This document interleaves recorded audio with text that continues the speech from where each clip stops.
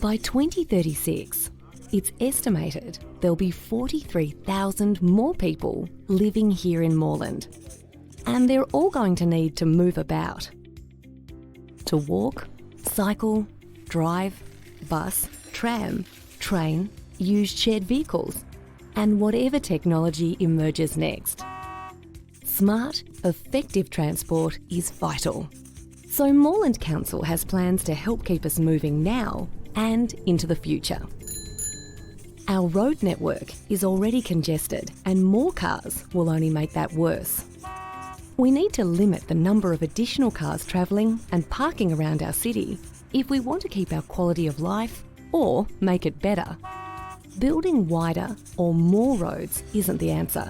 There just isn't land available without immense cost. The answer is in making other forms of transport more attractive, practical, accessible and available. We're lucky. Parts of Moreland are rich with transport options. In these areas, there are more opportunities to change the way we move around. And we're working to create even more transport options for everyone throughout Moreland. We're going to give more space to pedestrians and cyclists and work with the state government to improve public transport. We want residents who move into new housing that's close to public transport and shopping areas to bring fewer cars with them. We're encouraging this by allowing fewer spaces within these new buildings and continuing to limit access to on-street parking permits for these new residences. This will only happen in activity centres and not in other parts of the city. Parking restrictions already exist in many parts of the city, and we're going to extend these to better manage parking in and around our business and shopping areas. We don't want the sought-after parking in these areas taken up all day by just one car. We want to ensure the spaces can be used by multiple people visiting our shops, doing business, using our facilities and spending time in cafes and restaurants. Of course, for some people and situations, car travel is a necessity. We're not stopping that. We're encouraging viable alternatives because small changes can lead to big differences. That change starts with us.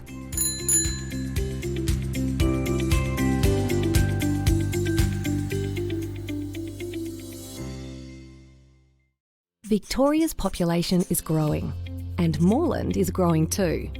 It's estimated that the Melbourne area will grow from 5 to 8 million people in the next few decades. They need to live somewhere.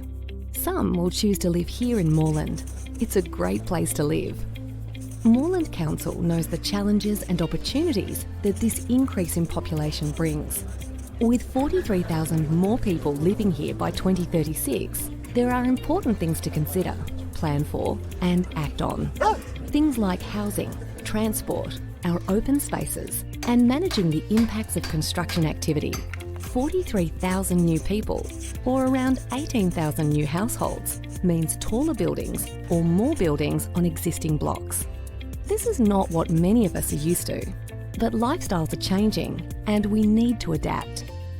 We want to encourage these taller buildings to be located near public transport routes and where daily needs like shopping and community services are just a walk away. This way, more people won't mean lots more traffic and congestion. More flexible use of our industrial land can help too.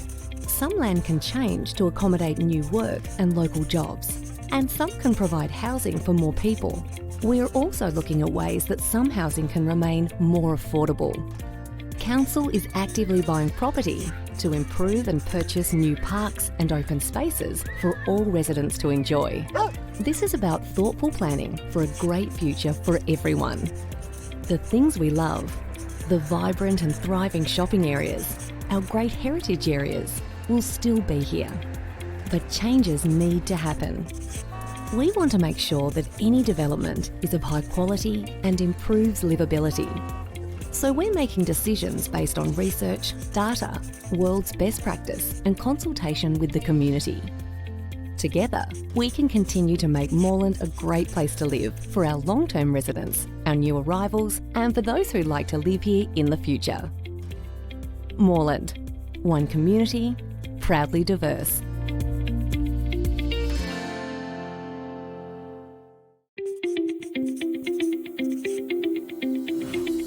By 2036, it's estimated there'll be 43,000 more people living here in Moreland. And they're all going to need to move about.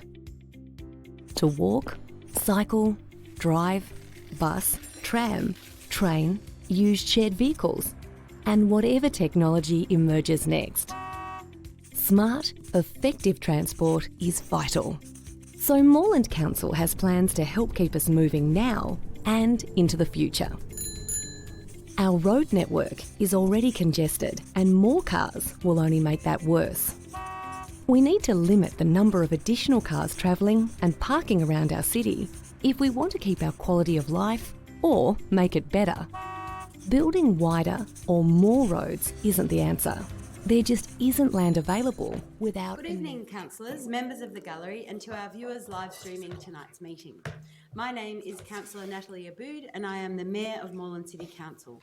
And it is a pleasure to welcome you to tonight's council meeting for the adoption of the 2019-2020 Budget, Strategic Resource Plan 2019-2024, Rating Strategy 2019-2020, Fees and Charges Schedule 2019-2020 and Council Action Plan 2019 to 2020. Before I begin the welcome, I'd like to acknowledge and welcome Ms. Victoria Derejo, the Alayu Municipal Secretary, who's visiting with us this evening. It's lovely to have you here. Our meeting is being held on the traditional country of the Wurundjeri people, and I wish to acknowledge them as the traditional owners. I would also like to pay my respects to their elders past, present and emerging, and the elders from other communities who may be here with us today. I acknowledge that currently many Aboriginal and Torres Strait Islander people call Moreland home. I also acknowledge the Aboriginal and Torres Strait Islander people never ceded sovereignty of their lands and have continuously cared for their country for over 60,000 years as the world's oldest living culture. Members of the gallery, please note this council meeting is being recorded and web streamed live to council's website and Facebook. This recording will also be available as video on demand. Gallery attendees are advised that they will be recorded during the meeting. Councillors, a reminder that in line with the adopted councillor conduct principles as outlined in the Councillor Code of Conduct, councillors should ensure that they conduct themselves in the meeting with integrity, impartially exercise their responsibilities in the interest of the local community, and not improperly seek to confer or advantage any person. This behaviour will support principles for leadership and good governance that secures public confidence in the office of councillor. Members of the gallery, in the event of an emergency or disruption, we may be required to take action to ensure the safety of attendees. Please follow the directions issued by council staff and security officers. Thank you for your understanding and cooperation. I'd like to introduce the other councillors in attendance tonight. Councillor Sue Bolton. How's it going? Councillor Jess Dorney. The Deputy Mayor, Councillor Mark Riley. Evening. Councillor Alia Farnley. Evening. Councillor John Kavanagh. Good evening. And Councillor Dale Martin. Hi. The officers in attendance are to my left, the Chief Executive Officer, Dr. Nerina Di Lorenzo, the Director of Community Development, Arden Joseph, the Director of City Infrastructure, Grant Thorne, the Acting Director of City Futures, Philip Priest, the Director of Business Transformation, Sue Vucevic, Director of Engagements and Partnerships, Joseph Tobacco, and the Executive Manager of Finance, Liz Rowland. Councillors, I note that leave of absence has been granted to Councillor Carly Hannon from the 11th of April to the 12th of August 2019, to Councillor Davidson from the 19th of June to the 31st of July 2019, and Councillor Tapanos from the 17th of June to the 30th of July 2019. Councillors, are there any apologies from fellow councillors for tonight's meeting? Chair, not an apology, but I've been notified by Councillor Yilders that he's running 10 minutes late. Thank you, Councillor Farnley. So I'll now move on to disclosure of interests and conflicts of interest. Councillors, are there any interests or conflicts of interest to declare? No? So as there are no conflicts of interest to declare tonight, I'll move on to the presentation of the officer report. The officer report numbered EMF 2419, adoption 2019-2020 budget strategic resource plan 2019-2024, rating strategy 2019-2020, fees and charges schedule 2019-2020, and council action plan 2019-2020. And I defy anyone to say 20 that many times in a row. Councillors, do I have a mover in relation to the officer report? Councillor Riley? Yes, I do. I'd like to move the report with 3 amendments which have been circulated. Thank you. Oh, 4 actually. And I'll just note, I'll read them out for the Thank you. purpose of the gallery so they can see what where we're going. Sorry.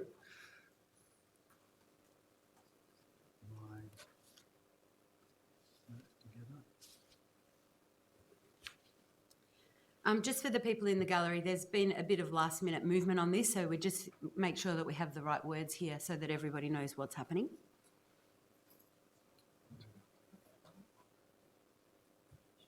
So there's 4 additional amendments I'd like to move to the officers' report. The first one is that Council notes its enthusiastic support for community advocacy in relation to the LXRP project and foreshadows that a proposal to establish a reference group encompassing councillors, senior officers and members of various interested community groups will be presented to the July council meeting. The reference group is intended to provide a more formal way of keeping community members updated on council actions and vice versa, and to provide support through financial assistance and in-kind support of up to $30,000 for community advocacy activities. It is noted that there is sufficient budget allocation to enable these activities, and delegation will be provided through the July report. The second amendment, this is into number, or can go the additional points is fine, or to the number 1. Notes of the commitment of $11.88 per capita in the 2019-20 financial year towards the 10-year pedestrian and cyclist capital works program, and commits funding in an annual minimum of $10 per capita for the remainder of the strategy. The third item I'd like to add as an amendment is commits $30,000 for the installation of a minimum of 2 highly visible brackets of at least 1.5 metres in height, close bracket, water bottle refill stations across 3 activity centres branded with related waste education messages. Suggested locations may include Morgan Court, Victoria Mall and Berkeley Square. And the final amendment is that Council notes that officers will bring forward the works to design a new threshold treatment across Stewart Street, East Brunswick, just west of Nicholson Street, to the 2019-20 budget, with construction to follow in the year 2020 to 21 as part of the 5-year Brunswick Integrated Transport Strategy budget. So those words have been circulated and people should have those. So I'll find you a seconder. please. Councillor Dorney? So we're just Councillor Dorney seconding Councillor Riley's amended motion. Thank you, Councillor Riley. I just had one question, just a point of clarification in there. I just wanted to state that the $30,000 should be a reduction in the number that's listed as the strategic reserve, so that 30,000 should come off that. Just for clarity for the rest of the report. So, just through the mayor? Yeah, sure. So it's worth just clarifying, maybe with some, we can work out if there's some additional words. So where it says commits 30,000 for the installation of a minimum of 2 highly visible, et cetera, at the end of those sentences, maybe we can add notes that this commitment, this $30,000 commitment will come out of the funds that were to go to the major projects reserve. Yes. Yep. Just for... The significant projects reserve. Yes, that's correct. Yep. Thanks. Are we right? Yep. So thank you for bearing with us. I just would like to commend the budget as it has been distributed to the community with these 4 additional points. I think they will further enhance the the budget has been proposed. I want to thank everyone who's made submissions and been part of the process of expressing their wishes and alignment with our council goals. So in that, I just would like to sort of note a couple of things that the budget's really addressing over and above our business as usual in the council plan. We are putting funds towards our Alliance for Gambling Reform. We're also including money for collaborative graffiti intervention. It's something that I've worked with some of the communities on, and I think the model that we've been using in places like Railman Place or Manalac Street have been a great initiative where communities have actually been very responsive to the graffiti central problem that many of them have. We've managed to put money into the significant reserves for our projects, particularly towards the Wheat Chef Community Hub, an additional $264,500 for that. We're found extra funds for our Bonwick Street Capital Works program, which has begun recently, and that's in the order of $110,000. We're also funding our Christmas decorations, which many people will be very happy to hear, in terms of bringing forward some of those capital works investments to spread that investment sooner. And of course, we're adjusting our fees and charges for the city, which I won't go into great detail here about, but essentially to say that there's an increase of 2% increase up to 2.5% increase across those. So that is adjusted for what we're doing across Victoria. So it's in line with what other councils are doing. There are many other details in the budget, but I just wanted to highlight those and thank everyone for their input. And I'm hoping that with these amendments, particularly with regard to the work that we're doing on the LXRP project, will actually facilitate the best outcomes for the upfill corridor as this once in 100-year project takes effect. It's something that's quite transformative for our city, and it will actually bring East and West Coburg, or Central Coburg, or the middle line of those, has the potential to bring those communities much closer together and to activate the space under the raised railway line and to get the best investment up front for that in the early days of that, because it's likely the council will manage that space in the years to come. So we really want to get the best outcomes for our communities as part of that. And we also want to make sure that in planning for and trying to work out how they're going to roll the infrastructure out, that we don't lose very valuable open space and some of the mature trees, particularly at Gandolfo Gardens. So I'm going to be very keen to see that we keep as many of those trees as possible. I'd like us to see us using other spaces. I know other councils, I'm not suggesting that we would do this, but other councils have actually taken over playing fields and used those to lay down a lot of the infrastructure rather than using Gandolfo Gardens. I think will be a better outcome for us. I'd like those kind of things to explore. This committee is one way, the reference group will be one way of doing that. So I look forward to that. And I think anything that encourages people to be refilling their bottles and having good signage to attract people to those will be another way of showing our commitment to a sustainable moorland, one that's more livable and one that actually we can all be very proud to live in. So I commend this budget with these amendments. Thank you, Councillor Riley. That doesn't happen every day. Councillor Dorney.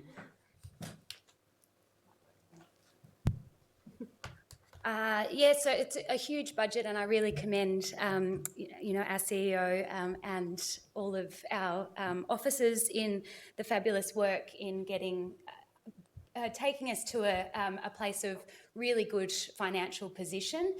All our indicators show that we're in a really strong position financially.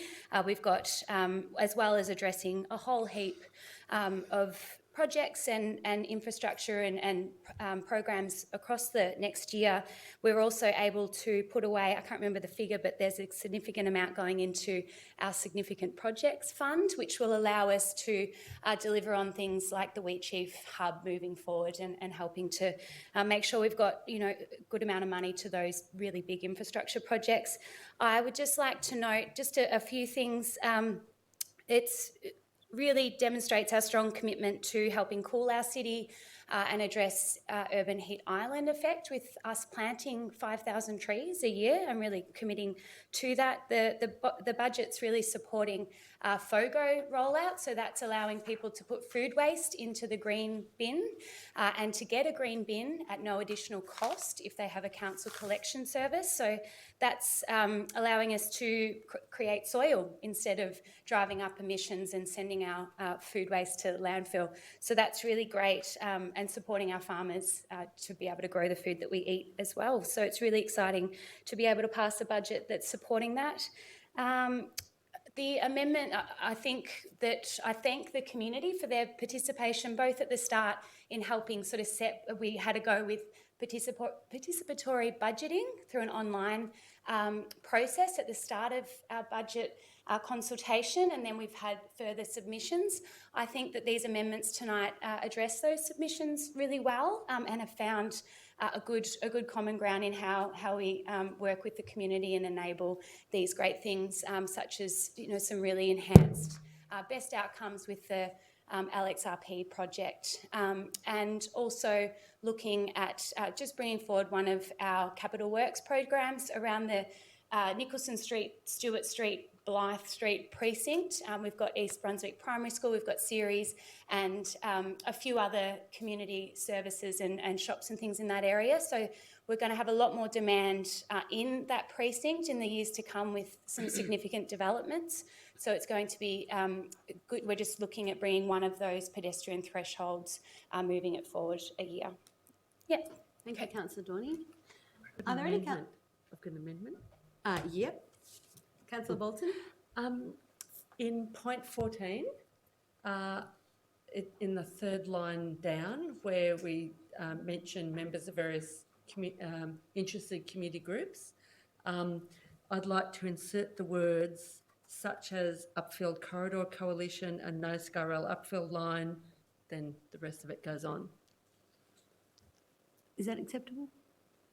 Yeah, It's I'm fine acceptable. with that. Yep. Okay, so there's no issue there. We can just slot that in. Thanks, Councillor Bolton.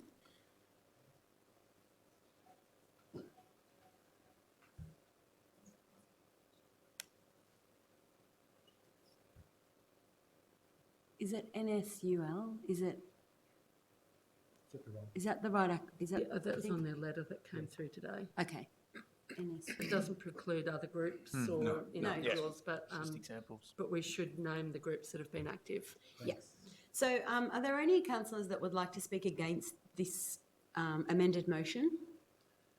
Are there any other councillors that would like to speak in favour of the motion? Of the Councillor entire Kavanagh? budget? Yep. Yep. Thank you, Councillor Kavanagh. Yeah, just briefly. First of all, I want to thank the submitters for going to the trouble of submitting, and you'll see there have been some changes from the original proposed budget to the adopted budget tonight. Just want to point out that one of those, two of the submitters were for regarding the Jesse Morris Hall, and although there isn't money in tonight's budget for that, I want to assure those people and those groups that we are working on that, currently doing acoustic testing, etc., to see which is the best way to go with the Jesse Morris Hall, and I'm sure that in the next few months we will have amendments to put forward to maybe the mid-year budget cycle, but just letting them know that they haven't been forgotten, and I know Council is aware of their concern.